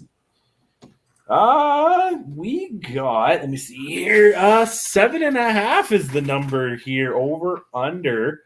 I made you guys go first on the other one, so I'll actually go first this time. I am gonna. What does Joaquin Phoenix do in the Gladiator? It's boom under. I'm gonna take under 7.5. I think if you can go golfing in November, that's what the Stampeders are going to be doing. Ice fishing, I guess, in November. So yeah, take the under. Adam? I would love to see how many people use that as an analogy now. Go ice fishing, or they're gone ice fishing.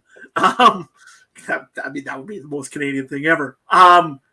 In the words of Gladiator, are you not entertained? Well, unless I'm the Go Stamps Go podcaster Ryan Ballantyne, I'm going to go 18-0, which even I don't know if he could this year, honestly. You know what? I think it's 5 wins. I don't like Hamilton. They should beat. Other than that, I don't know where they're going to get their wins from. Saskatchewan's decent again. Edmonton looks good. BC, Winnipeg are going to compete for the top. Over on the other side, Toronto's really good. Ottawa, hard to say. Like I said, you never know until they see them win a few games here. But and Montreal's the champs from last year. So the only team I can really see them beating really is Calgary. Or beating Calgary. Beating themselves. They could beat themselves too, probably. But that might be Jake Maier's job. But no, I think it's only really the Ticats that I'd be concerned about for beating this or losing against the Stampeders. Otherwise, I'm not really scared of the Stamps this year. I'm going to go 5 wins. No, I'll go under. I might be hallucinating, but I feel like we did our way too early predictions on the Free Agent Frenzy show. Did I pick the Stamps to go to the Grey Cup out west during that show? I think I might have. I feel like I might have picked them for like a bounce back this year due to the injuries and stuff in a crazy moment. So part of me is tempted to go over, but like I can't go over the win totals on everybody because somebody's going to have to lose games. And Calgary is probably one of those teams that right now at this point coming into the season, I think I feel least confident in their quarterback situation is a big part of it. And some of those question marks on defense. I'm going to go Calgary under. I could see a scenario where they do get to 7-8 wins on the season, but I do like Adam's number there of like a 5 or a 6 win season for the Stamps. Since we're saying exact number, my crystal ball threw up the number 3 for wins in Calgary. Because I kind of agree.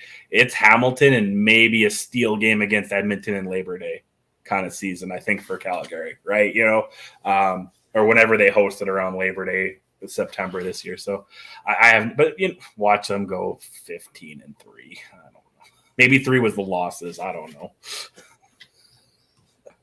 Your crystal ball got it backwards or something. Yeah, battery's in wrong, man. I don't know. It's the positive to the negative, right, guys? Yeah, that's how it works. Red to black, yep. Do we have 2 more? Let's go to Saskatchewan, right? Yeah, let's go to Saskatchewan. Let's shit on the Riders now for 10 minutes. I'll try to get through them real fast. Very much to talk about. Is there? Yeah, arguably 2 of the teams that have the most to talk about that we're going to get to here yet. The Riders last year just missed the playoffs on a tiebreaker with the Stamps with a 6-12 record on the season for Saskatchewan.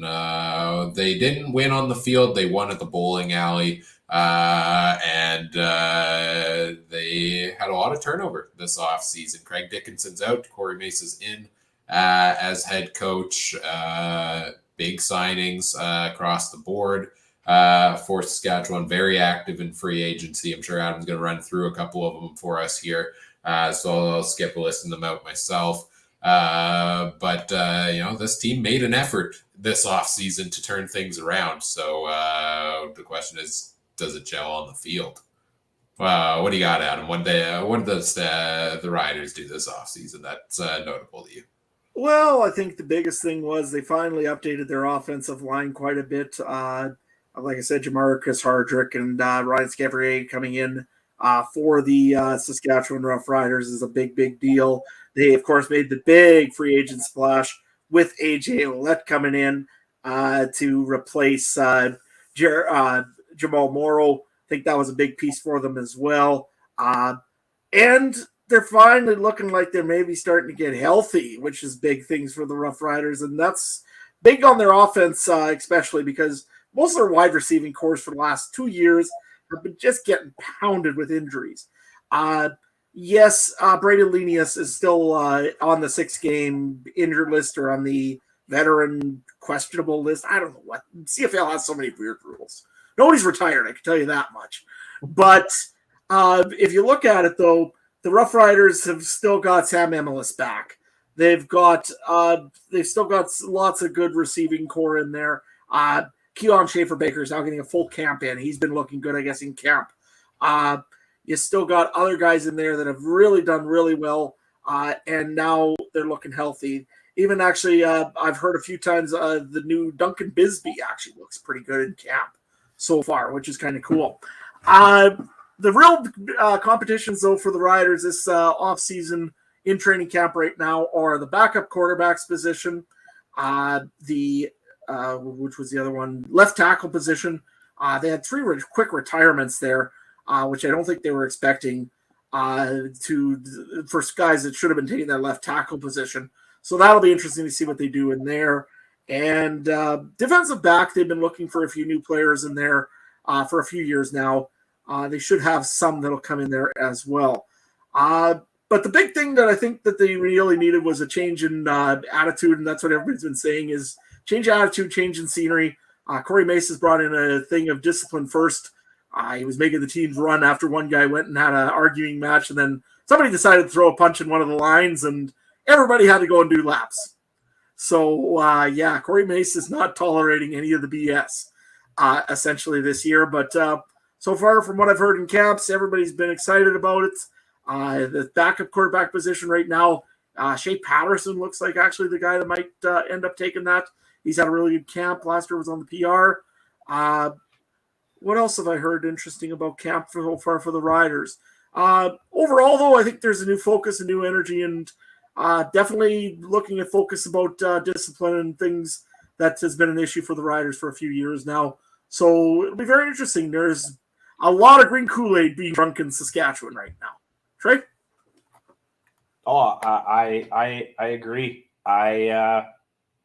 Without getting too into it, from my crystal ball numbers, I have Saskatchewan being one of the more improved teams standing-wise in the league this year. And I think Green, you were kind of saying you don't really fear Calgary. That's kind of why I felt against Saskatchewan the last couple of years, but they're going to be in my nightmares, I think, starting on Monday a little bit more.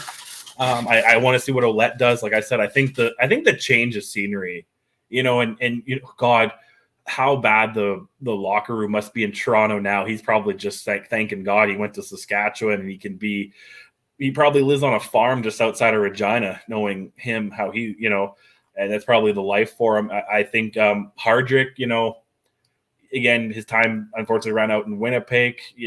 He's a proud guy. He's probably going to come out and pancake every defensive lineman on Monday, right? He's going to try to knock everybody over on the Blue Bombers, and I think he'll take that in. I really like Saskatchewan this year, and especially as long as Harris stays healthy. I'm not as confident in these. It's always scary. You never know what you're going to get with these young guys. Fine is probably not fine, and then the other two guys, you never know what you're going to get, right? It's rolling the dice. They could be the next, again, Zach Collaros and Bo Levi were the unproven rookies at one time, right? And they had to go in there. But you never know if you got the next Zach Collaros on your third stringer, right? And I guess Saskatchewan might find that out if Harris goes down. Do you think Harris is going to last all year, Adam? How do you think? He's going to miss a few games or what? I think he'll miss 3 games eventually, somewhere along the lines. He's going to get one bad hit. He'll be out for that game and then probably one more, and then a third one where he comes in later on in it, maybe. Something like that. I don't think he's going to be out for a long time. This guy really takes care of himself. They said he follows the old Tom Brady style of meal planning and everything else, so he should be healthy. He should be ready to go. They said he hasn't had a great training camp, but again, he knows number one, so he's probably not pushing himself real hard at training camp, just not to re-aggravate anything in that Achilles or what he got injured on last year. I guess was it Achilles or knee? I can't remember which one it was. Yeah. It's bad. I know that. I thought it was the knee, but I could be wrong on that one. On a side note, also, would it suck to be the defense of the Winnipeg Blue Bombers? First, you got to deal with Milt Stegall in rookie camp. Now you have to deal with an annoyed Jamarcus Hardrick. I don't know. I don't want to be the Winnipeg Blue Bombers defense. I almost want Stanley Bryant or Hardrick, one of the two, to play D line for one play so they can line up against each other. That's all I want to see in Banjo Bowl or Labor Day or something. That'd be great. Or that's how we get the coin toss. Like let them sumo wrestle at midfield. And whoever pushes them off the logo first, kind of thing. Yes. That would be great. Somebody needs to green light. We all know they've done it in the locker room before. You know that, so it's just whatever. I love it. In Winnipeg, though. I mean, it can't be in Saskatchewan. I've got to be in Winnipeg doing that. It could be in either. Let's be real. I think I'm a little more reserved. The loser has to buy the winner the rum hut stuff. Like After that, or we put them on the border. Whoever pushes the other one across. That's how we do things in the prairies. I think I'm a little more reserved than you guys are on the Riders for a couple of reasons. I like the moves they made this offseason. I really like everything I've seen from what Corey Mason, how he's been handling the team and what he's been saying so far. So I think this team's going to be improved. But I'm always a little bit reserved about this. Fantastic coordinator moves into being a head coach, and does that work out like we expected? Didn't we just go through this a couple of years ago with Devon Claybrooks going over to the BC Lions? Same thing, a guy from the Calgary system. Everybody thought he was going to be fantastic, and it didn't work out there. BC didn't have the team chemistry despite loading up in the offseason. I kind of see, a similar scenario potentially here, as high as I am on what he's said so far. And then the other is the Trevor Harris factor. Big injuries. He's getting up there in age already. How old is Trevor Harris? I've got the list here. 37. So, Harris to me has always been that up and down guy. He can have fantastic games. He can have, a string of terrible games in a row. How does this injury affect him? I'm not sold on the backup quarterback situation, even though they do have USFL first overall pick legend Shea Patterson, who could forget. So I'm not as sold there, but I like these pieces they brought in. I love Jameer Thurman at linebacker that they brought him in there. I love the AJ Ouellette. AJ Ouellette, for nothing more than a marketing standpoint, is a home run addition for the Riders to just be able to market off of all that. Jamarcus Hardrick, Ryan Sevier, that's a huge help on the O-line. So the Riders have done good things, and they'll be an improved team. I'm just not sure I'm vaulting them necessarily up straight to the top yet.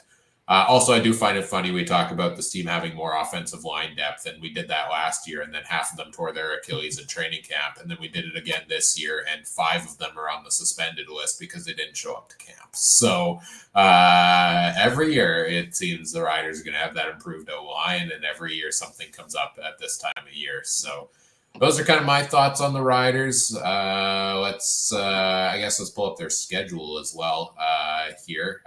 While Trey gets the crystal ball ready to go there.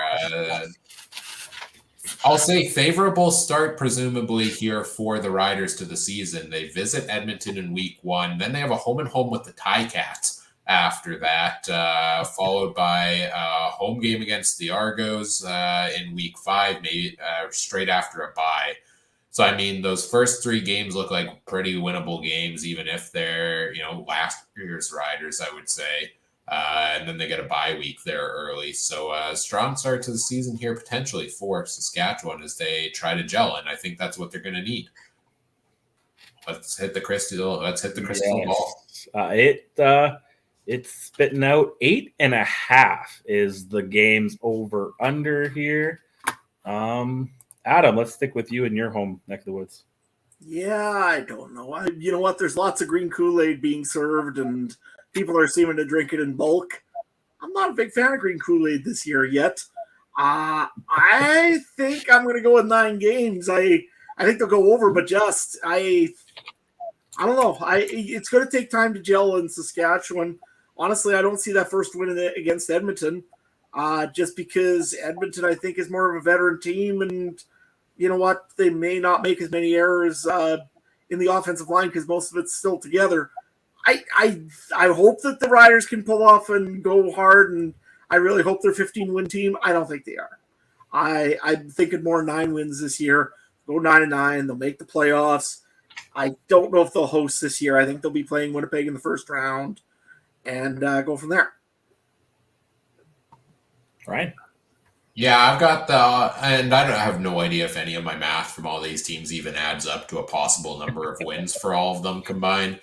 But I will give them a little bit of the benefit of a doubt here. I'm not going to put them tops at number 1, but I will say they get in that 9 or 10 win range. I got them at 10 here on my list right now. I think this is going to be an improved football team. And I think having that, air quotes, easier schedule to start the season is going to be super helpful for a team that I think will be more of a force to be reckoned with later on in the year. Yeah, we're gonna all go over, but I'm gonna spice it up a little bit. So they went 6-12 in both of their last 2 seasons. I'm gonna say they win more games this year than those 2 years combined, and could easily be first in the West. And Adam's gonna have to get me a ticket for West Finals in Regina.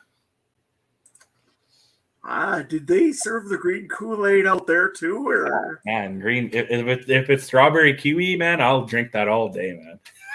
I love my strawberry watermelon, no Saskatchewan.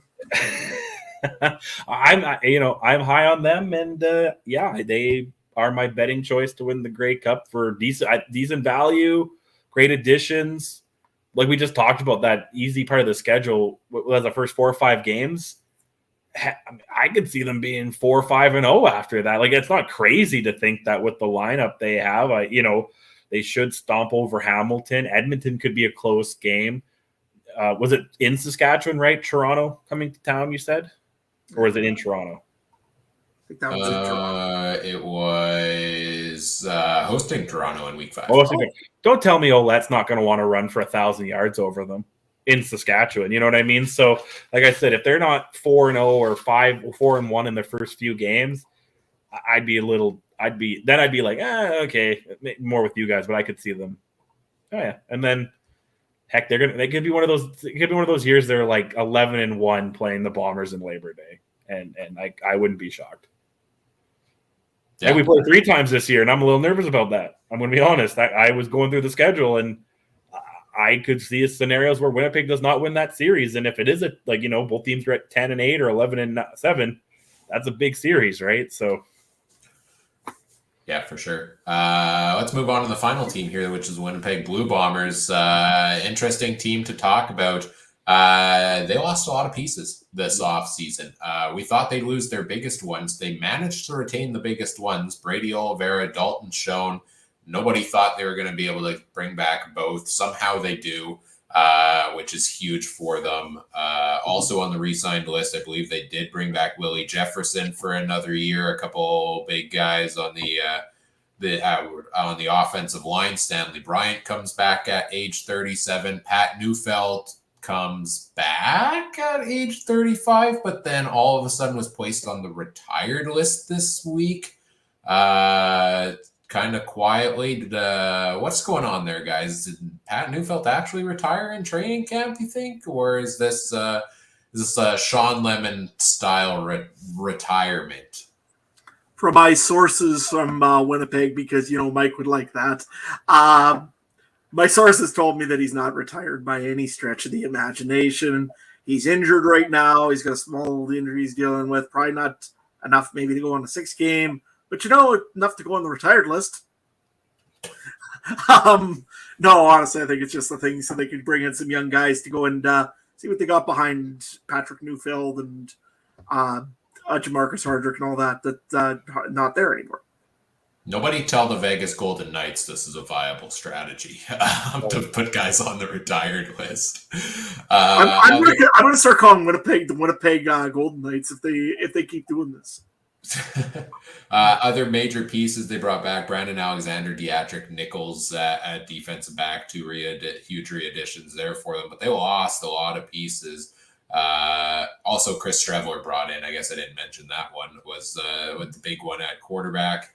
Other big names they added, that was really kind of it that I can think of. They lost Dakota Prukop. They lost Brendan O'Leary Orange, Rashid Bailey at wide receiver. Jamarcus Hardrick goes off to Saskatchewan on the offensive line. D-line, Jackson Jeffcoat retires. Theodric Hansen goes off to Toronto. Malik Clemens, Jesse Briggs, a couple of linebackers there gone. Defensive back Mario Houston led the league in interceptions last year. Winston Rose, I think, was still a free agent that never signed anywhere. Jeff Gray, another name I mentioned on the O-line, and their kick returner, Janarian Grant, also is not signed by anybody at this point, which is a little bit crazy there. And alongside that Patrick Neufeld retirement news, also some injury news. Adam Bighill's starting the season on the 6-game injured list, supposedly. That's a pretty big one at the linebacker position there. So we'll go to you here first, Trey, because I know you come into the year every year and claim this is going to be the year that the Bombers have their downfall. And I'm guessing it's much the same again this year, isn't it? I definitely think they're going to be a step back, and I think I don't have sources other than telling me anything, but I have a feeling the Big Hill thing. What did I see? The max he has to sit out is week 1, and then he can be taken off. I feel like that's a cap circumvention thing too. You know what I mean? He's never healthy 100% throughout the year. So would you rather him play week 18 when you need a win, or would you rather him play week 1? Against, you know what I mean? So I think it's kind of, again, same thing. Let younger guys be in training camp, let younger guys get some time. Heck, there might even be younger guys get game 1 now because of this. And, you could still, and then you're going to get Adam Bighill week 3, 4, 5, and he should be all set. We saw how good he gets near the end of the year, right? When he's jumping over piles, knocking people out at the 1-yard line, right? So I'm not too worried about the injuries from that standpoint. I'm worried about a lot of the things they've lost. I'm really worried about that offensive line. Regardless if it's real or not, Neufeld being injured for a while could be concerning. Losing Hardrick's concerning. Losing Gray's concerning.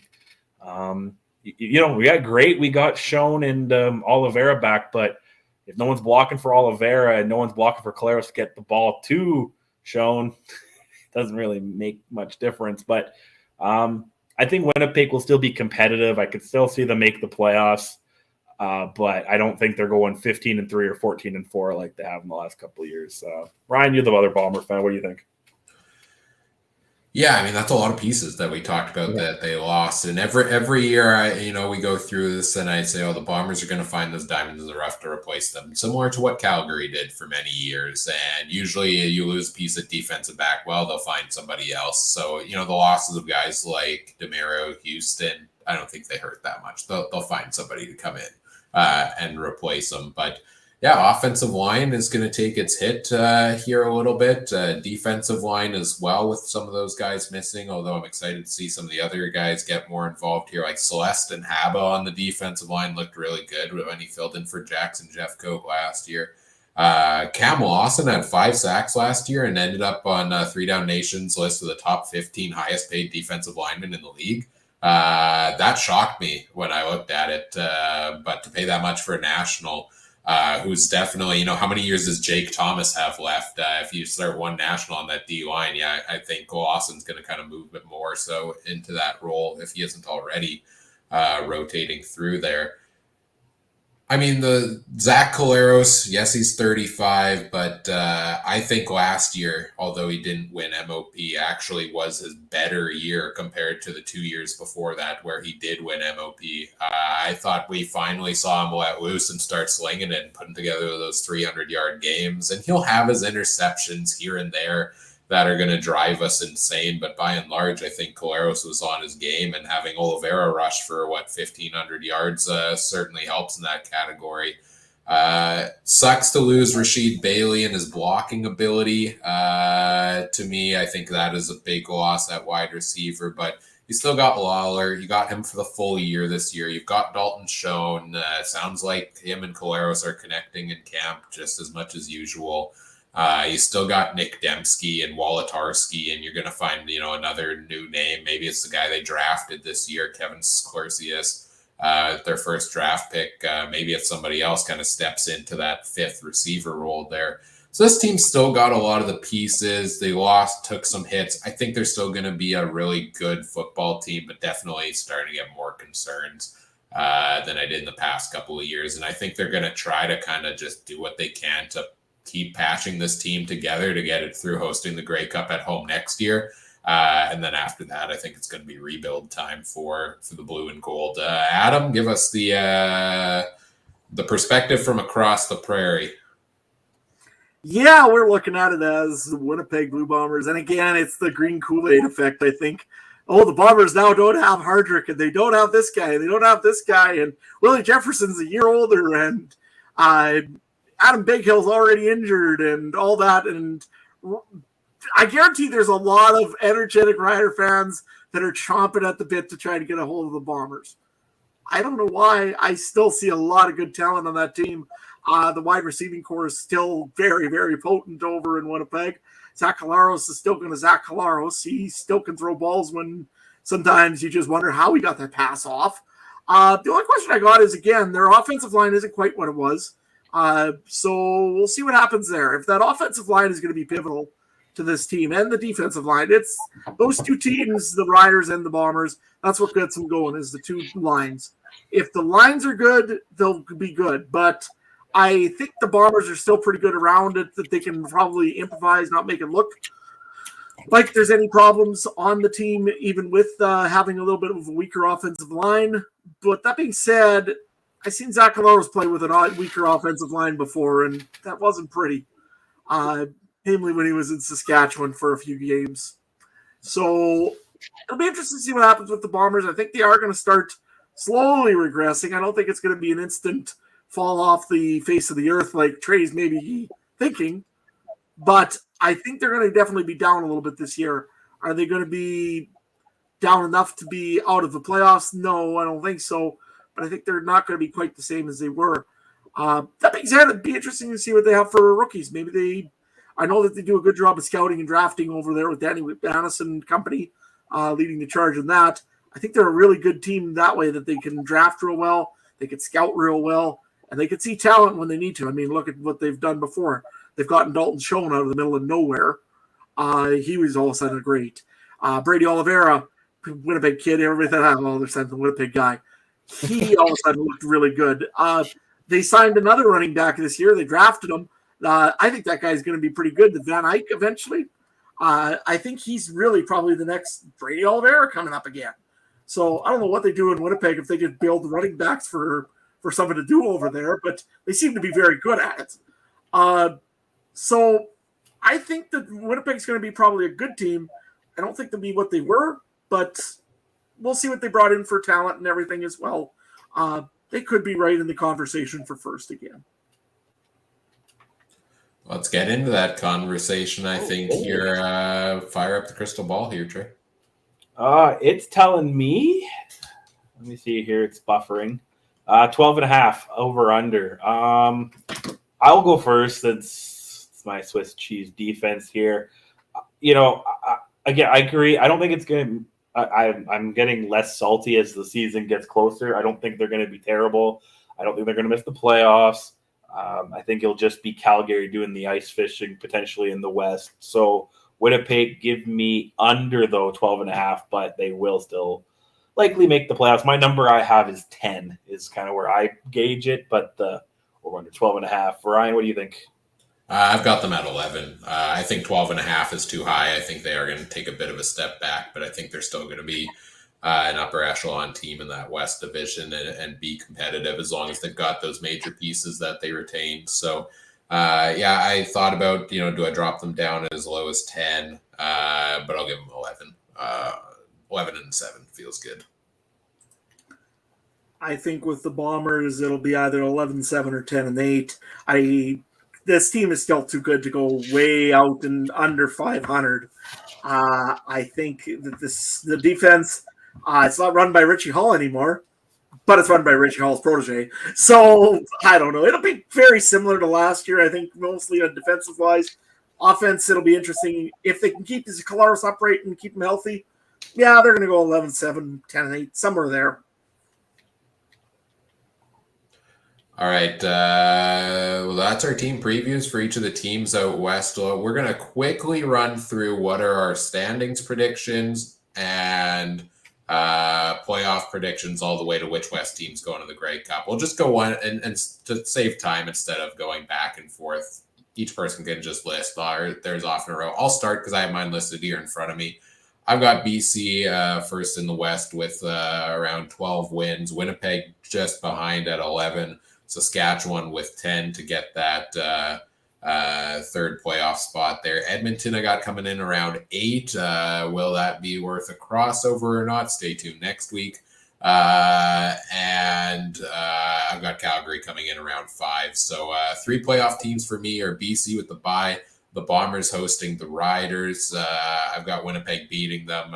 Winnipeg seems to have their number, especially when it comes to playoff games lately.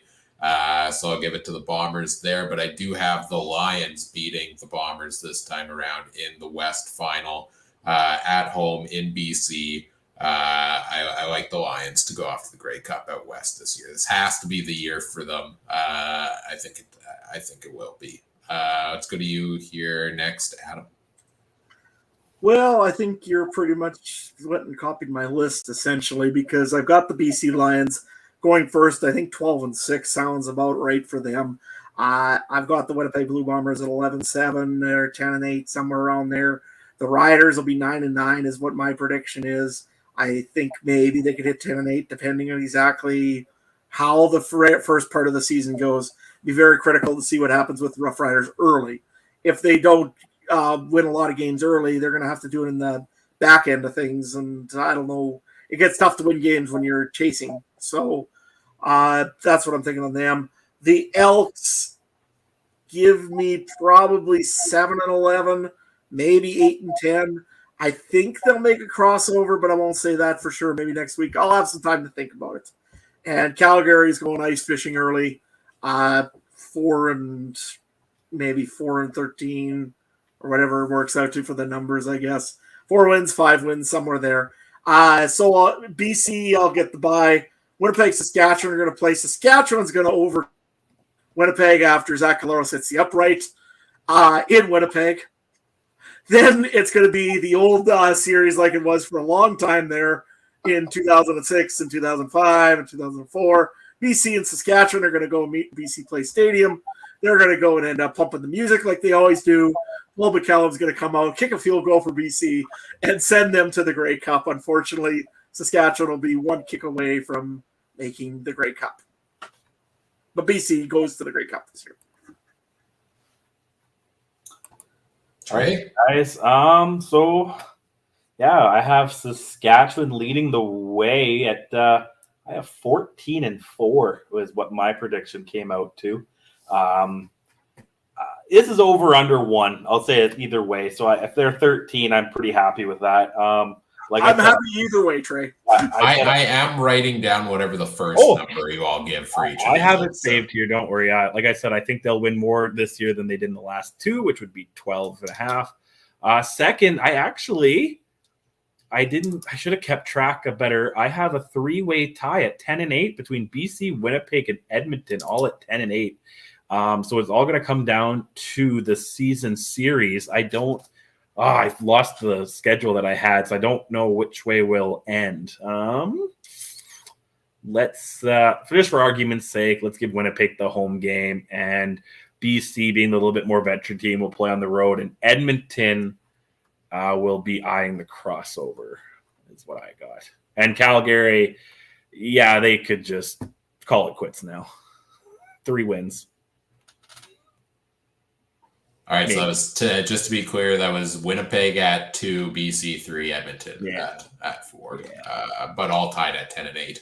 And then what do you got for the playoffs? You got Saskatchewan on the bye. You got Winnipeg and BC. I'll give Winnipeg will get the win. Cold game in November. BC used to the Dome.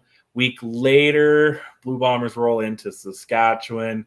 And I kind of concur with Adam. There'll probably be some uprights hit by Collaros, and the Bombers can only do it so many times, and that's when the Cinderella story will end. Saskatchewan gets the final, and go to BC to play the Grey Cup. or they'll ultimately win, and I win my bet. And beer money. I didn't realize Adam and I had BC going to the Grey Cup at home. That's fun. I forgot that the Grey Cup was in BC this year. So Trey breaks the mold there. Glad it's not unanimous across the board. We've got our predictions in. We'll see how these play out throughout the season. And let's get into wrapping things up here as we've almost hit the 2-hour mark on this podcast. Next week, we'll be back and do the same thing with the East Division preview and talk about any other major news before that begins. But we'll go through each of the teams. We'll fire up that crystal ball and make our win predictions here. And we couldn't find official win totals, I guess, to use. So we'll use Trey's here, but hopefully our discussion, where we're thinking these teams are at, if you do see betting odds actually go up on the official sites, you can kind of gauge what we're thinking based off of this. So, come back next week and see what we've got to say about the East Division. It's late. I'm not going to bother pulling the PowerPoint up on the slide, but you can follow us on Twitter at CF Countdown Pod or Facebook.com/CF Countdown Pod to see what we've got going on over there. Shout out to all the other great shows in the Canadian Football Podcast Network. You can find them at CF Pod Network on Twitter. Everybody's getting ready to go for a new season starting up here. Also, the Alternative Football Network at the official AFN on Twitter or alternativefootballnetwork.com. UFL season still going on, I believe. So check out all the other great content they've got there. Check out the CFC Discord community. Chat with us there throughout training camp, preseason. We'll get the weekly game threads going throughout the preseason, regular season as well. If you want to come have some live chatter there with us while you're watching the games. The link to that is in the episode description. Like I said, East preview next week. And then week after that, guys, I believe it's our fantasy draft. So get ready. We're going back to the fantasy draft again. Looking forward to that as always. But in the meantime, where can people find everything you've got going on social media? Adam, let's start with you. Yeah, well, this will be my first of second fantasy draft because, I'll probably have to have a second one after halfway through. But nevertheless, you can find me at Adam Stewart 1. I've got all sorts of farming stuff going on in there. I've got pictures of seeding. I've got pictures of probably cows going out running in the pasture tomorrow where they'll be happy and frolicking in green grass. And, I got all sorts of cool stuff going on over on that side of thing. So give me a follow over at Adam Stewart 1. I promise if you're from Steinbach, I won't make any more jokes about you. Trey, what about you? You can find me in the TCU at Trey Harness link. I always got horse racing, UFC, football stuff. Let's throw up here. Preakness weekend this weekend. Give me Catching Freedom at 6-1 morning line odds. There we go. Because the favorite got scratched. So when the favorite gets scratched, the madness happens. But other than that, nothing else. Let's just get out of here. Yes, let's get out of here before the 2-hour mark, before the YouTube unplugs us or something. I don't know. I'm surprised they haven't shut us down already. You can find me at Cooper Trooper 42, but why would you? I don't tweet much. You can find Mike at Mike Garrow there as well. Still waiting for him to make his eventual return to the podcast. We're excited for the season ramping up soon. Enjoy the preseason game this Monday. Enjoy the long weekend, everybody. Whatever platform you're watching or listening on, we appreciate if you do the fun things such as like, comment, subscribe, rate, review, share the show with your friends. Help us grow the show. We really appreciate all of those things.